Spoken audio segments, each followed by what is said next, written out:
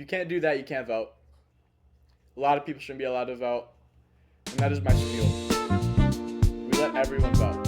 You wonder why Joe Biden got 80 something million votes? We've kicked a lot of people out of the ballot box. That's good. Because we want the smartest, the most loyal, the most understanding people to vote.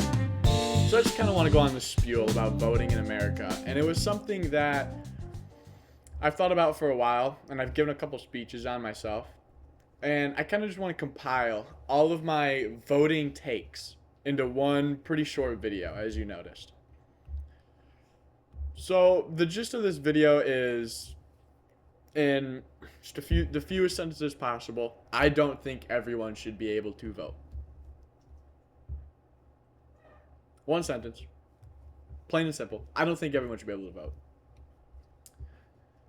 And I understand that's undemocratic and that's, anti-freedom of speech. I don't care. Not everyone should be able to vote. We already have certain laws against voting. Like illegal immigrants can't vote, and I believe you can commit certain felonies and therefore lose your right to vote. But that isn't enough for me. I feel like there should be strict policy on who isn't allowed to vote. In the sense that, I mean, there should be millions of people who voted last election that shouldn't be able to vote this election. And there should be a non-racial, non-sexist way to determine who should be able to vote. So what exactly does that mean? For example, illegal immigrants shouldn't be able to vote. And I'm just going to go on this tangent a little bit. A lot of illegal immigrants have been voting. That's undeniable. When you have California, where the orchestrator of the voting booth isn't allowed to ask you whether or not you have a voter ID, or else they're at risk of going to jail, you have illegal immigrants voting. You know what I mean? You have illegal immigrants voting. Lots of them. This is California we're talking about. The highest population of illegal immigrants. Richest state in the union. They have illegal immigrants voting. How do you think Gavin Newsom became governor? And on top of that, that goes into just like 2020 voter fraud conspiracy theories, which I totally buy.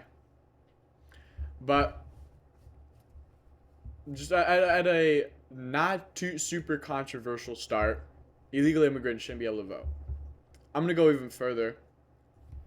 Immigrants who immigrate here and get their citizenship also shouldn't be able to vote. I don't care if you are 18 years old, you moved to America from Mexico, and you're 60. You're not truly American. You will always have Mexico in your heart. You'll always have the interests of Mexico. I don't care if you're a citizen at 60. You shouldn't be able to vote. You're not 100% American. Obviously, you can reap the benefits of all other citizenship perks. Stuff like Social Security, stuff like, government funding, stuff like gun ownership. You can enjoy all those perks. You can work in the greatest economy ever built. You can build your own company in the greatest country ever run. Yeah, but you can't vote because you'll never truly have the interests of America 100%. And we want the only people to be voting to be the ones with America's heart 100%. So that's another group of people I don't think should be able to vote. Any immigrant is what I'm trying to say. If you're an immigrant, you can't vote. I feel like when you go in to vote, there should be a general knowledge test. I mean, you go in and what's the capital of your city? How many stars are on the flag? Who was the first president of the United States? Who was the last president of the United States? This, that, and the other. Stuff like that, And then to even dive more into it, I feel like there should be culture questions. Now, what is a culture question? A culture question is a question that only an American would really know. I mean, like stereotyping. Like, you really got to stereotype Americans. Like, you guys, what's an American sport? And you put baseball, cricket, soccer, and I don't even know what else. You know? Obviously, baseball is the answer, right? Just questions like that. American culture questions. Put in like a slang phrase from that state and be like, what does this phrase mean? And obviously, you don't got to get 100% on this test, but if you don't pass with like an 85%, you don't get to vote. Because obviously, you don't understand the people enough. There's that group of people who shouldn't be able to vote. There's the people who can't pass that bar exam. I also feel like when you're 18, you should be forced to take an IQ test. And if your IQ isn't above 85, you can't vote. I understand that isn't like 70 is retardation. So obviously retards shouldn't be able to vote. But I don't know, 85 is a little strict. Now that I'm saying it out loud. Maybe 75. If you're hovering just above retardation, you shouldn't be able to vote. Why? Because you're a retard. That's why you can't vote. Oh, but I want to vote. No. Sorry. You don't get to. You don't get to make grown-up decisions. You're a retard. Now, a lot of people might think that's rough of me to say. I just want to keep in mind that my brother has autism, so I totally get what it's like to live with someone who is retarded. Like, I get that. I'm not anti-retardist. I'm not one of those eugenicists. Okay, he has autism, and I love him more than any other sibling. With that being said, I don't back down on what I just said. Retards shouldn't be able to vote. If you can't pass an IQ test, which you should be taking at 18 years old, if you can't pass an IQ test and get over 75, you can't vote. It's that simple. So, retards, immigrants, and people who just can't pass general knowledge tests shouldn't be able to vote. Who else shouldn't be able to vote? Now we're getting into the thick of it. The weeds. Felons shouldn't be able to vote, obviously. If you commit a felony, you obviously don't respect the laws of this country and therefore can't vote. If you want to run, that's fine, I guess. We elected a guy with 34 felonies. That's fine. You could run, I guess. You can't vote. Oh yeah. I want to vote for who makes the laws, and I also want to break the laws. Like, no. You don't get to vote. You gave away your rights to vote. I also think there should be loyalty tests when you go and vote. You need to prove your loyalty to America. And it's really simple. There should be a question that you need to answer. And it is, what is the greatest country on earth? And if you don't write America, you don't get to vote. I want the most prideful Americans to vote. I want the Americans who have America at heart alone to vote.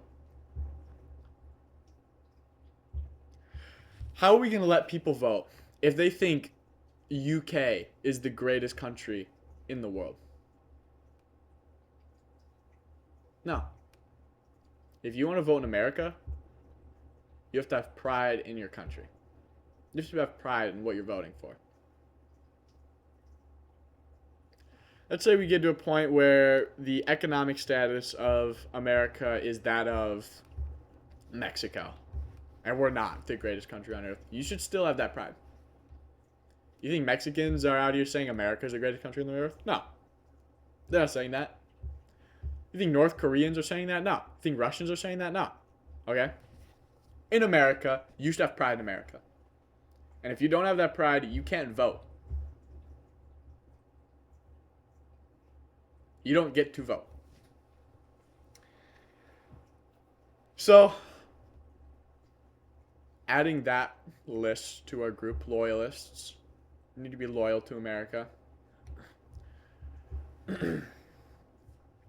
I propose that anyone who is receiving government benefits, retirement funds, their social security, all that, outside of that group of people who worked really hard to get the government funding that they're receiving now. I mean, if you're living off SNAP and you're living off disability and you're living off this or that, you're not really working. You don't really know what it's like to be a working American. So why are you voting for who should help the working Americans? Because we don't vote for people who are going to help you. Like, are you kidding me? You really think we vote for people who are going to help the SNAP recipients? No. You're in the retarded category. You can't vote to begin with. But, if you're receiving benefits from the government that you really don't deserve, like unemployment, then you can't vote. You're not allowed to vote. And I don't mean you just cut off your membership for a month. I mean, like, if you got that within the past 6 months, you got that unemployment, that disability, that this or that, SNAP. If you got that within 6 months, you're not allowed to vote. Not allowed to vote. Sorry. You don't know what it is really like to be an American. A hard-working American. So you can't vote. You see, I'm naming off these things, which I feel is pretty isn't crazy controversial. Maybe the American Loyalist one is pretty controversial, but overall, I think most of these aren't controversial. And already, we've kicked millions of people out of the ballot box. Millions. I mean, with the illegal immigrants alone, we've kicked millions out. But we've kicked a lot of people out of the ballot box. And that's good. Because we want the smartest, the most loyal, the most understanding people to vote. I got into this philosophical debate on why politicians are so corrupt and why we just let them be corrupt. How is it that people like Zoran Mandami won in New York? And I'll tell you why. It's because he got the votes of the people who haven't lived in the state for very long. Wasn't it like 80% of people who have only lived in New York for less than 5 years voted for Mandami? And those people shouldn't have been allowed to vote. If you haven't lived in, obviously anyone can vote in a national election. But if you're voting for a senator or a governor or a state representative and you haven't lived in that represented part of the state or that state for more than 10 years, more than 5 years at least, actually, more than 5 years, at least one election cycle, you shouldn't be able to vote. At least not for those candidates. That goes into you need to be able to provide your ID, your voter ID, your every bit of documentation that proves where you live and how long you've lived there. Bank records, all that. You need to be able to prove that you've lived where you've lived for a certain amount of time. And if you can't prove it, you can't vote. Oh, you've lived here for a month and you want to vote for the mayor of New York? No, you don't get to. Why? Because you don't understand New York. You haven't lived in New York. Oh, but I've been here for a month. I understand that. No, you don't. You're done. You don't get to vote. Go home. Go watch the election from the TV.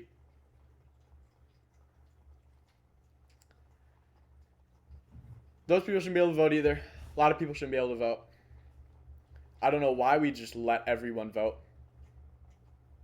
Well, I think I do know why. I think we've lived in a culture for so long where we keep giving the rights of more people to vote. Like in America, it started out that only rich white men, landowners could vote. And then it was all white men. And then it was men, like all men. And then it was women. And then it was this and this and this and this and this. We let everyone vote. Letting people vote and giving them rights is almost become part of our culture. Part of our identity is that we let everyone vote. And I'm tired of that identity because retards, immigrants, SNAP recipients, and non-loyalists are voting. I'm tired of this system. You wonder why Joe Biden got 80 something million votes, which he didn't. You know, which he didn't. You want to know why he got so many votes? Is because those groups of people are voting. It's because of those groups.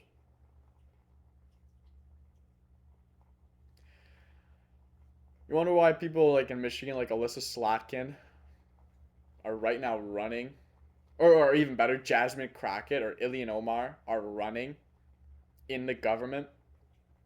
It's because those demographics of people are voting.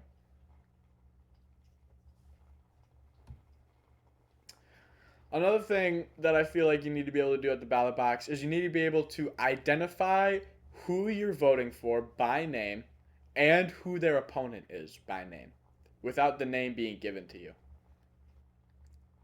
At the very minimum, you need to be able to pronounce their name and their opponent. If you can't do that, then you're not educated enough on the topic to vote. If you can't say Donald Trump is running against Kamala Harris, if you can't say that, then you don't get to vote for president. You need to be able to identify who you're voting for. And this is more pertain to like representatives. You need to at least prove that you've done a little bit of research on who the representative you're voting for is.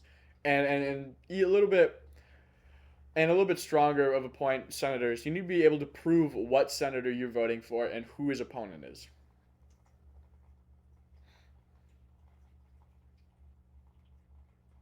Not only that, but you should be able to identify not only their names, but which parties they're representing. Donald Trump is Republican, Kamala Harris is Democrat, and Kanye West is independent. You know, that kind of thing. You should be able to identify that.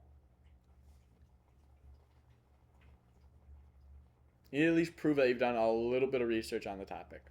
Enough research to know their names and their affiliated parties. If you can't do that, you can't vote. A lot of people shouldn't be allowed to vote. And that is my spiel. Stop retards from voting. Stop immigrants from voting. Stop all these groups of people from voting. And with that being said, have a good day. God bless.